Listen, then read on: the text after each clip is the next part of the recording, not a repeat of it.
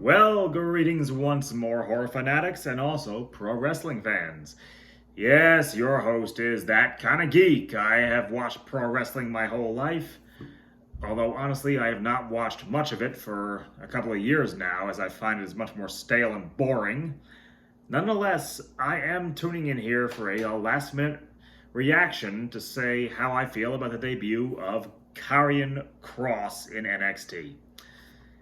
I have not watched much of WWE for quite a while, and NXT even less so. I did try subscribing to the network for a while, but found it to not be worth the cost. However, I was at the NXT Brooklyn special, where Jushin Thunder Liger appeared, and where Kana, otherwise known as Asuka, first appeared on WWE TV, so yay me for that. It was fun. Now, for this character of Karrion Kross, I love when my twin interests of horror and pro wrestling cross over. This character seems inclined toward that. I wouldn't call it horror per se. I mean, he's not wearing a mask, he's not Undertaker-style supernatural powers or the Fiend multiple personality, but there is definitely some goth presentation here, which I find very appealing. Now, I'm aware of his history as Killer Kross from the Independents and from Impact/TNA Wrestling, but I really have not seen much of his work personally. But based on what I saw, the presentation is solid so far, for one freaking match, of course. And Jim Cornette has obviously complained already. When doesn't he? But his complaint is that, he was too slow and too plodding. I feel like the point was to depict him as a predator stalking its prey, not a Brock Lesnar-style demolisher that smashes every obstacle in his way in seconds. At least that's my impression thus far. We'll see if that holds.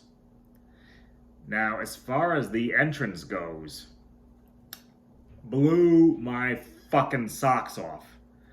The sheer cinematic style was unbelievable compared to anything we've seen from WWE, Raw, or SmackDown in a long, long time. Even some of the more recent memorable NXT entrances, such as Bobby Roode with his chorus, really pales before it.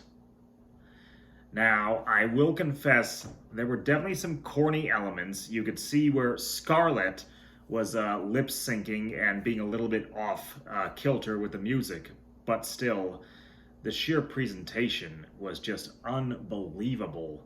And I consider it further proof that they really do need to consider putting Kevin Dunn out to pasture as the head of production, because there's no comparing what we see on Raw or SmackDown to that. It was just gorgeously cinematic and dynamic, and just incredibly fresh compared to what we're used to. Now, if they try to keep repeating that with her lip syncing to the music over and over and over, it will undeniably get really stale really fast. But for a debut entrance, no denying, that was like Goldberg levels of impactful. It really just blew you away. Now, where he's going to go from here has yet to be seen. I'm imagining he's going to have several weeks or even several months of just undefeated squash matches before finally having a program in which he'll have a match where the other guy gets some offense, but he still wins. And then from there, we'll finally get to him having competitive work. If I'm wrong, sue me.